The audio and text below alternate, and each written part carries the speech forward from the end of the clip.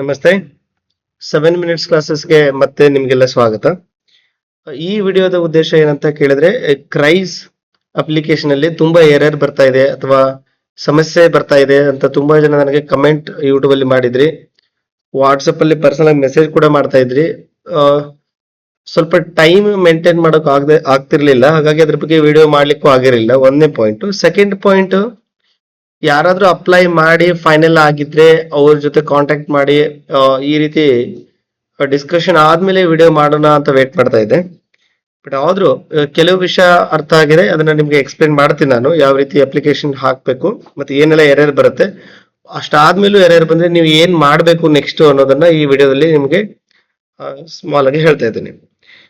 Okay, ಈ video intention is not to just only earn views.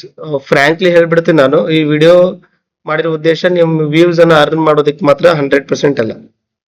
ಎರಡನೇದಾಗಿ, ಕ್ರೈಸ್ computer teacher related already ಏನು course ಅನ್ನ launch ಮಾಡಿದೀವಿ. 7 minutes classes ಅಂತ ಪ್ಲೇ ಸ್ಟೋರ್ ಅಲ್ಲಿ ಆಪ್ ಇದೆ. ಪೇಪರ್ 2 ರಿಲೇಟೆಡ್ ಆಲ್ರೆಡಿ ಕಂಟೆಂಟ್ ಬರ್ತಾ ಇದೆ 7 ಮಿನಿಟ್ಸ್ ಕ್ಲಾಸಸ್ ಅಲ್ಲಿ. ನೀವು ಬೇಕಿದ್ರೆ ಅದನ್ನ ಪರ್ಚೇಸ್ ಮಾಡಬಹುದು. ಇದನ್ನು ಪ್ರಮೋಟ್ ಮಾಡ್ಲಿಕ್ಕೋಸ್ಕರ ನಾನು ಇಲ್ಲಿ ಬಂದಿರಲಿಲ್ಲ, ಬಟ್ ಸ್ಟಿಲ್ ಬಹಳಷ್ಟು ಜನಕ್ಕೆ ಅದು ವಿಷಯ ಗೊತ್ತಿಲ್ಲ. ಇನ್ನು ಸರ್ ಯಾವಾಗ ಸ್ಟಾರ್ಟ್ ಮಾಡ್ತೀರಾ, ಕೋರ್ಸ್ ಯಾವಾಗ ಸ್ಟಾರ್ಟ್ ಮಾಡ್ತೀರಾ ಅಂತ ಮೆಸೇಜ್ ಮಾಡ್ತಾ ಇದ್ರಿ. ಆ ಉದ್ದೇಶಕ್ಕೆ ನಿಮ್ಗೆ ಇದನ್ನ ಹೇಳ್ತಾ ಇದ್ದೀನಿ ಅಷ್ಟೇ ನಾನು.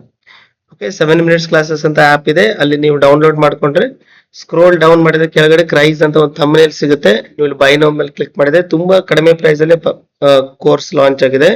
Don't feel that is means high price ಅಂತ ಅನ್ಕೊಳ್ಳೋದಕ್ಕೆ ಹೋಗ್ಬೇಡಿ. ತುಂಬಾ ಸಬ್ಜೆಕ್ಟ್ಸ್ ಇದ್ದಾರೆ ಅಲ್ಲಿ, ಹಾಗಾಗಿ ಅಷ್ಟು ಟೈಮ್ ತಗೊಳುತ್ತೆ. ರಿಸರ್ಚ್ಗೆ ಟೈಮ್ ಬೇಕಾಗುತ್ತೆ, ನಿಮ್ಗೆ ಕಂಟೆಂಟ್ ರೆಡಿ ಮಾಡ್ಲಿಕ್ಕೆ ಟೈಮ್ ಬೇಕಾಗುತ್ತೆ, ಎಲ್ಲದಕ್ಕೂ ಟೈಮ್ ಬೇಕಾಗುತ್ತೆ. ಏನೇ without wasting time directly will get into application process. So ಇಲ್ಲಿ application process work flow already ನಾನು ಹಾಕಿದ್ದೀನಿ, ಸ್ಕ್ರೀನ್ ಮೇಲೆ ನೋಡಬಹುದು. ಇಲ್ಲ ಅಂತ ಹೇಳಿದ್ರೆ ನೀವು ಡೈರೆಕ್ಟ್ಲಿ ವೆಬ್ಸೈಟ್ ಅಲ್ಲಿ ನೋಡ್ತೀನಿ ಅಂತಂದ್ರೆ ನೋಡಬಹುದು. ಇಲ್ಲಿ ನಿಮ್ಗೆ ಗೂಗಲ್ ಇಂದ ತೋರಿಸ್ತೀನಿ ನೋಡಿ. KEA ಅಂತ ವೆಬ್ಸೈಟ್ ಅನ್ನು ಓಪನ್ ಮಾಡಿ, ಯಾವುದೇ ರಿಸಲ್ಟ್ ಫಸ್ಟ್ ರಿಸಲ್ಟ್ ಅನ್ನ ಓಪನ್ ಮಾಡ್ಕೊಳ್ಳಿ. ಇವಾಗ ಈ ರೀತಿ ಬರುತ್ತೆ. ಇಲ್ಲಿ ರಿಕ್ರೂಟ್ಮೆಂಟ್ ಅಲ್ಲಿ ಹೋದ್ರೆ ನಿಮಗೆ ಆಕ್ಚುಲಿ ಕ್ರೈಸ್ ಸಿಗಬೇಕು, ಅದು ಸಿಗೋದಿಲ್ಲ. ಸೊ ನೀವೇನ್ ಮಾಡಿ ಅಂತ ಹೇಳಿದ್ರೆ, ಹೋಮ್ ಬಟನ್ ಮೇಲೆ ಕ್ಲಿಕ್ ಮಾಡಿ, ಕನ್ನಡದಲ್ಲಿ ಓಪನ್ ಆಗುತ್ತೆ. ನೇಮಕಾತಿ ಅಂತ ಕ್ಲಿಕ್ ಮಾಡಿ, ಕ್ರೈಸ್ ನೇಮಕಾತಿ 2026. So this is the link. ಇಲ್ಲಿ ಸಿಲೆಬಸ್ ಕೂಡ ಇದೆ, ಉಳಿದಿರೆಲ್ಲ ಮಾಹಿತಿ ಇಲ್ಲಿ ನಿಮ್ಗೆ ಸಿಗುತ್ತೆ. ಓಕೆ, ದೆನ್ ಈ ಲಿಂಕ್ ಅಂತ ಕೊಟ್ಟಿದ್ದಾರೆ ನೋಡಿ. ನೀವು ಇಲ್ಲಿ ಕ್ಲಿಕ್ ಮಾಡಿದ್ರಿ ಅಂತ ಹೇಳಿದ್ರೆ ನಿಮಗೆ ಲಿಂಕ್ ಓಪನ್ ಆಗುತ್ತೆ. ಅಪ್ಲಿಕೇಶನ್ ವರ್ಕ್ ಫ್ಲೋ ಮೇಲೆ ಕ್ಲಿಕ್ ಮಾಡಿದ್ರಿ ಅಂತ ಹೇಳಿದ್ರೆ ಯಾವ ರೀತಿ ಅಪ್ಲೈ ಮಾಡಬೇಕು ಅನ್ನೋ ಡೀಟೇಲ್ಸ್ ಇಲ್ಲಿ ಕೊಟ್ಟಿದ್ದಾರೆ.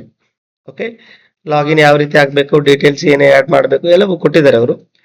ಸೊ ನಾವು ಡೈರೆಕ್ಟ್ಲಿ ಈ ಲಿಂಕ್ ಮೇಲೆ ಕ್ಲಿಕ್ ಮಾಡ್ತೇನೆ. ನೀವು ಇಲ್ಲಿ ಕ್ಲಿಕ್ ಮಾಡಿದಾಗ ಇಲ್ಲಿ ಯೂಸರ್ ನೇಮ್ ಅಂತ ಕೇಳುತ್ತೆ, ಗೆಟ್ OTP ಅಂತ ಕೇಳುತ್ತೆ. ಈ ಯೂಸರ್ ನೇಮ್ ಮತ್ತೆ OTP ಯಾವಾಗ ಬರುತ್ತೆ ಅಂತ ಕೇಳಿದ್ರೆ, ನೀವು ಮೊದಲು ಡಿಜಿಲಾಕರ್ ಇಂದ ಅಲ್ಲಿ ರಿಜಿಸ್ಟರ್ ಮಾಡ್ಕೊಂಡಿರ್ಬೇಕು. ಆವಾಗ ನಿಮ್ಗೆ ಯೂಸರ್ ನೇಮ್ ಸಿಕ್ಕಿರುತ್ತೆ. ನೀವು ಯೂಸರ್ ನೇಮ್ ಹಾಕಿ ಗೆಟ್ OTP ಅಂತ ಹಾಕಿದ್ರೆ ನಿಮ್ಮ ಮೊಬೈಲ್ಗೆ OTP ಹೋಗುತ್ತೆ. ಆ OTP ನೀವು ಸಬ್ಮಿಟ್ ಮಾಡಿದ್ರೆ ನೀವು ಪೋರ್ಟಲ್ ಅಲ್ಲಿ ಎಂಟರ್ ಆಗ್ತೀರಾ. ಓಕೆ, ಸೊ ಆಲ್ರೆಡಿ ಒಬ್ರು ಆಸ್ಪಿರೆಂಟ್ ಇದನ್ನ ಲಾಗಿನ್ ಮಾಡಿ ಅಪ್ಲಿಕೇಶನ್ ಹಾಕಿರೋ ಒಂದು ಫಾರ್ಮ್ ತಗೊಂಡಿದ್ದೀನಿ ನಾನು. ಬಟ್ ಕೆಲವು ಡೇಟಾ ಅವ್ರದ್ದು ಹೈಡ್ ಮಾಡಿದ್ದೀನಿ. ಯಾಕೆ ಅಂತ ಹೇಳಿದ್ರೆ, ಇನ್ನೊಬ್ರು ಪರ್ಸನಲ್ ಡೇಟಾನ ನಾವು ಈ ರೀತಿ ಪಬ್ಲಿಕ್ ಅಲ್ಲಿ ಶೋ ಮಾಡೋದು ತಪ್ಪಾಗುತ್ತೆ. ಅದು ಮಿಸ್ಯೂಸ್ ಆಗುತ್ತೋ ಆಗೋದಿಲ್ವೋ ಮ್ಯಾಟರ್ ಆಗೋದಿಲ್ಲ, ಬಟ್ ಇನ್ನೊಬ್ರು ಡೇಟಾನ ನಾವು ತೋರಿಸೋದಕ್ಕೆ ಅದು ಸಮಂಜಸ ಅಂತ ಅನ್ಸೋದಿಲ್ಲ. ಏನೇ login portal, basic detail, SLC detail, PUC, reservation detail, claims, additional qualification, work experience, document upload, preview, declaration, select post, ಇಷ್ಟು ಮಾತ್ರ ಇದೆ. ಒಂದ್ ಸ್ವಲ್ಪ ರಿವರ್ಸ್ ಅನಿಸಬಹುದು ನಿಮ್ಗೆ, ಯಾಕಂದ್ರೆ ಮೊದಲು ಪೋಸ್ಟ್ ಸೆಲೆಕ್ಟ್ ಮಾಡಿ ಆಮೇಲೆ ಡೇಟಾ ಆಡ್ ಮಾಡ್ಲಿಕ್ಕೆ ಕೇಳಿಲ್ಲ ಅವರು. ಎಲ್ಲ ಡೇಟಾ ಆಡ್ ಮುಗಿದ್ಮೇಲೆ ಕೊನೆ ಸ್ಟೆಪ್ ಅಲ್ಲಿ ಪೋಸ್ಟ್ ಅನ್ನ ಸೆಲೆಕ್ಟ್ ಮಾಡೋದಕ್ಕೆ ಕೊಟ್ಟಿದ್ದಾರೆ. ಓಕೆ ಓಕೆ, ಇಲ್ಲಿ ಲಾಗಿನ್ ಪೋರ್ಟಲ್ ಆಲ್ರೆಡಿ ಹೇಳಿರೋ ಹಾಗೆ ಈ ರೀತಿ ನೀವು ಯೂಸರ್ ನೇಮ್ ಹಾಕಬೇಕು. ಡಿಜಿಲಾಕರ್ ಅಲ್ಲಿ ನಿಮ್ಗೆ ಯೂಸರ್ ನೇಮ್ ಸಿಗುತ್ತೆ. ಓಕೆ, ನೀವು ಡಿಜಿಲಾಕರ್ ಅಪ್ಲಿಕೇಶನ್ ಓಪನ್ ಮಾಡಿದ್ರೆ ಅಲ್ಲಿ ನಿಮ್ಗೆ ಯೂಸರ್ ನೇಮ್ ಸಿಗುತ್ತೆ.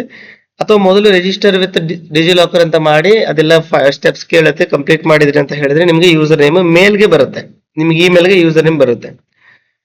ಬೇಸಿಕ್ ಡೀಟೇಲ್ಸ್ ಫಿಲ್ ಮಾಡ್ಲಿಕ್ಕೆ ಕೇಳಿದರೆ ಈ ರೀತಿ ನೀವು ಕೇಳಿ. ಈ ಫಾರ್ಮ್ ನಾನು ತಗೊಂಡಿರೋದು ಆಲ್ರೆಡಿ ಫಿಲ್ ಮಾಡಿ ಎಡಿಟ್ ಮಾಡಿರೋ ಅಪ್ಲಿಕೇಶನ್ ತಗೊಂಡಿದ್ದೀನಿ. ನೀವು ಒಂದ್ ವೇಳೆ ರಾಂಗ್ ಆಗಿ ಏನಾದ್ರು ಫಿಲ್ ಮಾಡಿದ್ರಿ ಆಲ್ರೆಡಿ ಅಂತ ಹೇಳಿದ್ರೆ ಅನ್ಫ್ರೀಸ್ ಆಪ್ಷನ್ ಕೂಡ ಕೊಟ್ಟಿದ್ದಾರೆ. ಅನ್ಫ್ರೀಸ್, ನೀವು ಅದನ್ನ ಹೋಗಿ ಅನ್ಫ್ರೀಸ್ ಆಪ್ಷನ್ ಚೂಸ್ ಮಾಡ್ಕೊಳ್ಳಿ, ಆಮೇಲೆ ನೀವು ಅಪ್ಲಿಕೇಶನ್ ಎಡಿಟ್ ಮಾಡ್ಬೋದು. ಬಟ್ ಅನ್ಫ್ರೀಸ್ ಮಾಡಿದ್ರಿ ಅಂತ ಕೇಳಿದ್ರೆ ಒಂದು ಸಲ ಮಾತ್ರ ಎಡಿಟ್ ಮಾಡ್ಲಿಕ್ಕೆ ಬರುತ್ತೆ. ಒಂದು ಸಲ ಅನ್ಫ್ರೀಸ್ ಆಗಿ ಎಡಿಟ್ ಮಾಡಿದ್ರೆ ಫೈನಲ್ ಸಬ್ಮಿಷನ್ ಕಂಪ್ಲೀಟ್ ಆದ್ರೆ ಮತ್ತೆ ಎಡಿಟ್ ಮಾಡ್ಲಿಕ್ಕೆ ಬರೋದಿಲ್ಲ. ಒಂದು ವೇಳೆ ಏನಾದ್ರೂ ಮಿಸ್ಟೇಕ್ ಆಗಿದ್ರೆ ನೀವು ಅನ್ಫ್ರೀಸ್ ಮಾಡಬಹುದು.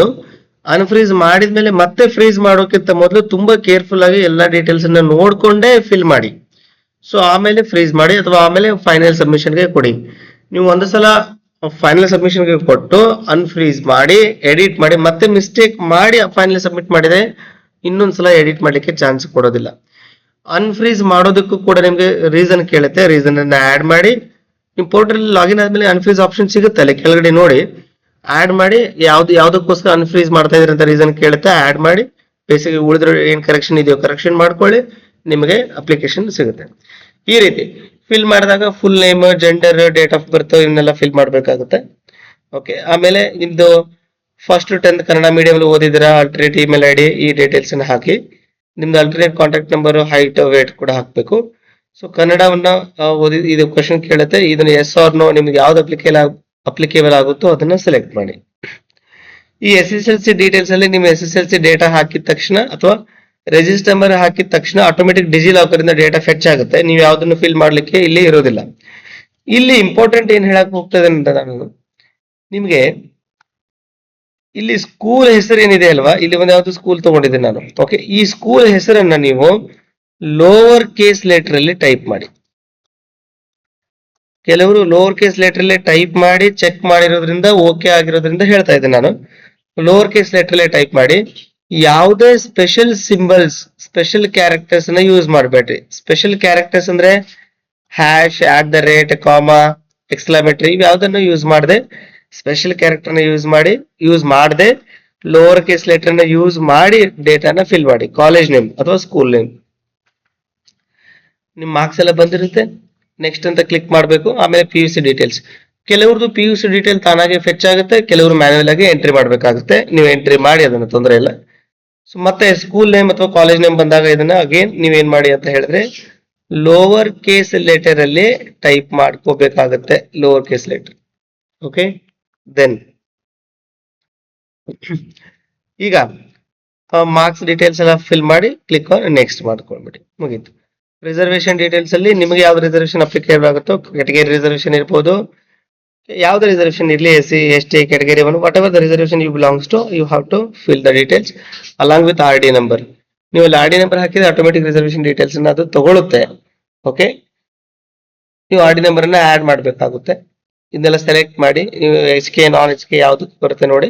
So usually computer teacher post non HK ಅಲ್ಲಿ ಕ್ರೈಸ್ ಅಲ್ಲಿ ಇಲ್ಲ, HK ಅಲ್ಲಿ ಇಲ್ಲ, ನಾನ್ HK ಅಲ್ಲೇ ಇರೋದು ಉಳಿದಿರೋಲ್ಲ ಪೋಸ್ಟ್ಗಳು. ಎಕ್ಸೆಂಪ್ಷನ್ ಏನಾದ್ರು ಇದ್ರೆ ನೀವು ಇಲ್ಲಿ ಅದನ್ನ ಫಿಲ್ ಮಾಡಬಹುದು. ಓಕೆ, ಈ ರೀತಿ ಕೊಟ್ಟಿದ್ದಾರೆ ನೋಡಿ. ನೀವು ಕ್ವಶನ್ ನೋಡಿ ಆನ್ಸರ್ ಮಾಡಿ, ಯಾಕಂದ್ರೆ ನಿಮ್ಗೆ ಯಾವ್ದು ಅಪ್ಲಿಕೇಬಲ್ ಆಗುತ್ತೋ ಅದನ್ನ ನೀವು ಮಾಡಬೇಕು. ನಾನು ಯಾವ್ದನ್ನ ಅಂತ ಹೇಳೋದಕ್ಕೆ ಇಲ್ಲಿ ಆಕ್ಚುಲ್ ಆಗಿ ಆಗುದಿಲ್ಲ. ಕಂಪ್ಯೂಟರ್ ನಾಲೆಜ್ ಇದೆಯಾ ಅಂತ ಕೇಳಿದರೆ ಎಸ್ ಇದ್ರೆ yes. Usually computer teacher application ಹಾಕ್ತಿದ್ರೆ ಅಂತ ಆಬ್ವಿಯಸ್ಲಿ ಎಸ್ ಅಂತಾನೆ ಹಾಕ್ಬೇಕಾಗುತ್ತೆ. ಏಜ್ ರಿಲ್ಯಾಕ್ಸೇಷನ್ ಟೈಪ್ ನ ಚೂಸ್ ಮಾಡಿ, ರೀಸನ್ ಕೇಳುತ್ತೆ ಅದನ್ನ ಆಡ್ ಮಾಡಿ. Physically handicap details, additional qualification ಅಲ್ಲಿ ಇದು ನಿಮ್ದು ಆಕ್ಚುಲ್ ಕ್ವಾಲಿಫಿಕೇಶನ್ ಇಲ್ಲಿ ಸರಿಯಾಗಿ ಆಡ್ ಮಾಡ್ಬೇಕು. ನೀವು ನಿಮ್ದು ಡಿಗ್ರಿ ಕ್ವಾಲಿಫಿಕೇಶನ್ ಅನ್ನ ಆಡ್ ಮಾಡಿ. ಕೆಲವರು ಡಿಪ್ಲೊಮಾದವ್ರು ಕೇಳ್ತಾ ಇದ್ದೀರಿ, ಅವ್ರಿಗೆ PUC ಡೀಟೇಲ್ ಆಡ್ ಮಾಡ್ಲಿಕ್ಕೆ ಆಗದೆ ಇದ್ರು ಡೈರೆಕ್ಟ್ ನೀವು ಇಂಜಿನಿಯರಿಂಗ್ ಡೀಟೇಲ್ಸ್ ಅನ್ನ ಆಡ್ ಮಾಡಬಹುದು. ಯಾಕಂದ್ರೆ ನಿಮ್ದು ಡಿಪ್ಲೊಮಾ ತಗೊಳ್ತಾ ಇಲ್ಲ ಅಲ್ಲಿ, ಚಿತ್ರಕಲೆ ಕೆಲವು ಪೋಸ್ಟ್ ಗೆ ತಗೊಳ್ತಾ ಇದೆ. ಈ ಕಂಪ್ಯೂಟರ್ ಟೀಚರ್ ಪೋಸ್ಟ್ ಗೆ ನಿಮ್ದು post is mainly on degree. So ಹಾಗಾಗಿ ನೀವು ಡೈರೆಕ್ಟ್ಲಿ ಇಂಜಿನಿಯರಿಂಗ್ ಡೀಟೇಲ್ಸ್ ಅನ್ನ ಫಿಲ್ ಮಾಡಿದ್ರೆ ಸಾಕು. SSLC ಆಮೇಲೆ ಇಂಜಿನಿಯರಿಂಗ್ ನಡೆಯುತ್ತೆ, ತೊಂದರೆ ಇಲ್ಲ. ಇಲ್ಲಿ ನಿಮ್ದು UG ಯಾವ್ದಾಗಿದೆ, BCA ನಾ BSc ನಾ ಅಂತ ಸರಿಯಾಗಿ ಸೆಲೆಕ್ಟ್ ಮಾಡಿ. ಇಲ್ಲಿ ನೀವು ಏನ್ ಮಾಡ್ಬೇಕಾಗುತ್ತೆ ಅಂದ್ರೆ ಸ್ಕೂಲ್ ಹೆಸರನ್ನ ಮತ್ತೆ ಲೋವರ್ ಕೇಸ್ ಲೆಟರ್ ಅಲ್ಲಿ ಚೂಸ್ ಮಾಡಬೇಕು, ಲೋವರ್ ಕೇಸ್ ಲೆಟರ್ ಅಲ್ಲಿ ಟೈಪ್ ಮಾಡಬೇಕು. ಈ ರಿಜಿಸ್ಟರ್ ನಂಬರ್ ಕೂಡ ನೀವೇನ್ ಮಾಡಿ ಲೋವರ್ ಕೇಸ್ ಲೆಟರ್ ಅಲ್ಲಿ ಟೈಪ್ ಮಾಡಿ. ಓಕೆ, ಸೊ ಆವಾಗ ಯಾವ್ದು ಸ್ಪೆಷಲ್ ಕೇಸಸ್ ಯೂಸ್ ಮಾಡಬೇಡಿ, ನಿಮ್ಗೆ ಅಪ್ಲಿಕೇಶನ್ ತಗೊಳುತ್ತೆ. ಕೊನೆಯದಾಗಿ ನಿಮ್ಗೆ ಯಾವ ಪೋಸ್ಟ್ ನ ಚೂಸ್ ಮಾಡಿದ್ರೆ ಅಂತ ಕೇಳುತ್ತೆ, ಅದನ್ನ ಚೂಸ್ ಮಾಡ್ಬೇಕಾಗುತ್ತೆ ಕೊನೆಯಲ್ಲಿ. ಈ ವರ್ಕ್ ಎಕ್ಸ್ಪೀರಿಯನ್ಸ್ ಅಲ್ಲಿ ನೀವು ಗವರ್ಮೆಂಟ್ ಎಂಪ್ಲಾಯಿ ಆಲ್ರೆಡಿ ಇದ್ರಿ ಅಂತ ಹೇಳಿದ್ರೆ ಇದನ್ನ ಕಂಪಲ್ಸರಿ ಆಡ್ ಮಾಡಬೇಕು. ನೀವು ಪ್ರೈವೇಟ್ ಅಲ್ಲಿ ಇದ್ರಿ ಅಂತ ಹೇಳಿದ್ರೆ ಇದನ್ನ ಬಿಟ್ರು ನಡೆಯುತ್ತೆ, ತೊಂದರೆ ಇಲ್ಲ. ಇಲ್ಲ ಆಡ್ ಮಾಡ್ತೀನಿ ಪ್ರೈವೇಟ್ ಡೀಟೇಲ್ಸ್ ಅನ್ನ ಆಡ್ ಮಾಡ್ಬೋದು. ನೀವು ಆಡ್ ಮಾಡಿದ್ರು ಒಂದೇ, ಮಾಡದಿದ್ರು ಒಂದೇ. ಪ್ರೈವೇಟ್ ದವರು, ಗೌರ್ಮೆಂಟ್ ದವರು ಕಂಪಲ್ಸರಿ ಇದನ್ನ ಆಡ್ ಮಾಡ್ಲೇಬೇಕಾಗುತ್ತೆ. ಡಾಕ್ಯುಮೆಂಟ್ ಅಪ್ಲೋಡ್ ಅಲ್ಲಿ ಫೋಟೋ ಅಪ್ಲೋಡ್ ಕೇಳುತ್ತೆ, ಫೋಟೋ ಅಪ್ಲೋಡ್ ಮಾಡಿ. ಓಕೆ, ಇಲ್ಲಿ ಸಿಗ್ನೇಚರ್ ಅಪ್ಲೋಡ್ ಕೇಳುತ್ತೆ, ಕ್ರೈಟೀರಿಯಾ ಒಳಗಡೆ 1 MB ಒಳಗಡೆ ಇರಬೇಕು ಅಂತ ಹೇಳುತ್ತೆ. ಆಡ್ ಮಾಡಿ ಸೇವ್ ಅಂಡ್ ನೆಕ್ಸ್ಟ್ ಮಾಡಿದ್ರೆ ಕೊನೆಯದಾಗಿ ಪ್ರಿವ್ಯೂ ಕೇಳುತ್ತೆ. ನೀವು ಪ್ರಿವ್ಯೂ ಎಲ್ಲ ನೋಡಬಹುದು. ಡಿಕ್ಲರೇಷನ್ ಕ್ಲಿಕ್ ಮಾಡಿ ಸಬ್ಮಿಟ್ ಮಾಡಿ. ಸಿಂಪಲ್ ಆಗಿ ಇದೆ ಇದು. ಓಕೆ, ದೆನ್ ಇಲ್ಲಿ ನಿಮಗೆ ಕ್ಯಾಂಡಿಡೇಟ್ ಪ್ರೊಫೈಲ್ ತೋರಿಸುತ್ತೆ. ಡಿಕ್ಲರೇಷನ್ ಎಲ್ಲ ಮುಗಿದ್ಮೇಲೆ ಕೊನೆಯದಾಗಿ ಸೆಲೆಕ್ಟ್ ಪೋಸ್ಟ್ ಅಂತ ಆಪ್ಷನ್ ಬರುತ್ತೆ. ಸೆಲೆಕ್ಟ್ ಮಾಡಿ ಅದನ್ನ ಪೇ ಮಾಡಿ. ಇನ್ನು ಕೆಲವರು ಕೇಳಬಹುದು, ಸರ್ ಇದು ಮಾಡಿ ಈ ಲಾಸ್ಟ್ ಸ್ಟೆಪ್ ಗೆ ಬಂದಾಗ ಆ ರೀತಿ ಎರರ್ ಬರ್ತಾ ಇದೆ, ಮಿನಿಮಮ್ ಎಲಿಜಿಬಿಲಿಟಿ ನೀವು ಮೀಟ್ ಮಾಡ್ತಾ ಇಲ್ಲ ಅಂತಾನು ಎರರ್ ಬರ್ತಾ ಇದೆ ಅಂತ ಹೇಳಿದೆ. ಸೊ ಅವರು ಮೊದಲು ಎಲ್ಲ ಲೋವರ್ ಕೇಸ್ ಹಾಕಿದಿರಾ ಇಲ್ವಾ ಅಂತ ಚೆಕ್ ಮಾಡಿ. ಒಂದು ಸೆಕೆಂಡ್ಲಿ ಏನ್ ಮಾಡ್ರಿ, ಈಗಲೂ ಈ ರೀತಿ ಎರರ್ ಬಂದ್ರೆ ಈ KA ವೆಬ್ಸೈಟ್ ಅಲ್ಲಿ ನಿಮಗೆ ಕೊನೆಯಲ್ಲಿ ಈ ರೀತಿ ನಂಬರ್ ಕೊಟ್ಟಿದ್ದಾರೆ ನೋಡಿ, ನಿಮ್ಮ ಸ್ಕ್ರೀನ್ ಮೇಲೆ ಕಾಣಿಸ್ತಾ ಇರಬಹುದು. ದೂರವಾಣಿ ಸಂಖ್ಯೆ ಅಂತ ಕೊಟ್ಟಿದ್ದಾರಲ್ವಾ, ಅವರು ಪಿಕ್ ಮಾಡ್ತಾರೆ, ನಾಟ್ ಇಮಿಡಿಯೇಟ್ಲಿ. ನೀವು ಕಂಟಿನ್ಯೂಸ್ ಆಗಿ ಟ್ರೈ ಮಾಡ್ತಾ ಇರಿ.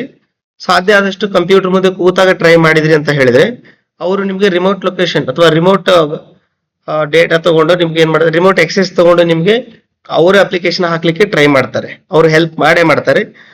ಕೆಲವ್ರಿಗೆ ಫೋನಲ್ಲಿ ನೀವು KE ಆಫೀಸ್ಗೆ ಬಂದ್ಬಿಡಿ ಅಂತ ಹೇಳಿದ್ರು ಅಂತ ಕೆಲವರು ಹೇಳಿದ್ರು, ರೂಡ್ ಆಗಿ ಹೇಳಿದ್ರು ಅಂತ ಕೆಲವರು ನನಗೆ ಹೇಳ್ತಾ ಇದ್ರಿ. ಬಟ್ ಪರವಾಗಿಲ್ಲ, ಕೆಲವರು KE ಆಫೀಸ್ಗೆ ಹೋದ್ರು ಕೂಡ ಅವರು ಅಲ್ಲಿ ನಿಮ್ಗೆ ಅಪ್ಲಿಕೇಶನ್ ಹಾಕೋದಕ್ಕೆ ಕೂಡ್ತಾರೆ, ತೊಂದರೆ ಇಲ್ಲ.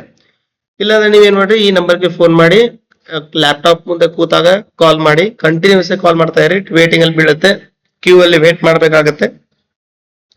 ಸೊ ನಿಮಗೆ ಟೈಮ್ ಬಂದಾಗ ಏನಾಗುತ್ತೆ, ನೀವು ವೇಟ್ ಮಾಡಿದ್ಮೇಲೆ ನಿಮ್ಗೆ ಟೈಮ್ ಬರುತ್ತೆ. ಆ ಟೈಮಲ್ಲಿ ನಿಮ್ಗೆ ಕಾಲ್ ಅನ್ನ ಪಿಕ್ ಮಾಡ್ತಾರೆ, ನಿಮ್ಗೆ ರಿಮೋಟ್ ಆಕ್ಸೆಸ್ ತಗೊಂಡು ಸಾಧ್ಯ ಇಲ್ಲಿ ಹೆಲ್ಪ್ ಮಾಡ್ತಾರೆ. ಏನಾದ್ರೂ ತೊಂದರೆ ಇದ್ರೆ ಅದನ್ನ ಆದಷ್ಟು ಬೇಗ ಸಾಲ್ವ್ ಮಾಡ್ತೀನಿ ಅಂತ ಹೇಳ್ತಾ ಇದ್ದಾರೆ. ನನ್ನ ಒಬ್ರು ಫ್ರೆಂಡ್ ಕೊಲಿಗೂ ಆಲ್ರೆಡಿ ಅದನ್ನ ಟ್ರೈ ಮಾಡಿದ್ರು. ಅವ್ರಿಗೆ ರಿಮೋಟ್ ಆಕ್ಸೆಸ್ ಎಲ್ಲ ತಗೊಂಡು ಅವ್ರು ಹೆಲ್ಪ್ ಮಾಡಿ ಟ್ರೈ ಮಾಡಿದ್ರು. ಏನು ಎರರ್ ಬಂದಿದೆ ಕನ್ಸಿಡರ್ ಮಾಡಿ ರಿಕ್ವೆಸ್ಟ್ ಅನ್ನು ಸಾಲ್ವ್ ಮಾಡ್ತೀವಿ ಅಂತ ಹೇಳಿದ್ದಾರೆ. So this is how problems ಬಂದ್ರೆ ಏನ್ ಮಾಡ್ಬೇಕು ಅನ್ನೋದನ್ನ ನಾನು ಹೇಳ್ತಾ ಇದ್ದೀನಿ. ಈ ಸ್ಕ್ರೀನ್ ಮೇಲೆ ಇರೋ ನಂಬರ್ಗೆ ನೀವು ಕಾಲ್ ಮಾಡಿ, ನಿಮ್ಗೆ ಆದಷ್ಟು ಬೇಗ ಸೊಲ್ಯೂಷನ್ ಸಿಗುತ್ತೆ ಅಂತ ಭಾವಿಸ್ತೀನಿ. ಇದರಲ್ಲಿ ನಿಮ್ಗೆ ಎಷ್ಟು ಹೆಲ್ಪ್ ಆಗಿದೆಯೋ ಇಲ್ವೋ ಗೊತ್ತಿಲ್ಲ. ಸೊ ಇರೋ ಮಾಹಿತಿಯನ್ನ ನಿಮ್ಗೆ ಸಾಧ್ಯ ಆದಷ್ಟು ಎಕ್ಸ್ಪ್ಲೇನ್ ಮಾಡೋದಕ್ಕೆ ಟ್ರೈ ಮಾಡಿದ್ದೀನಿ. Okay, thank you.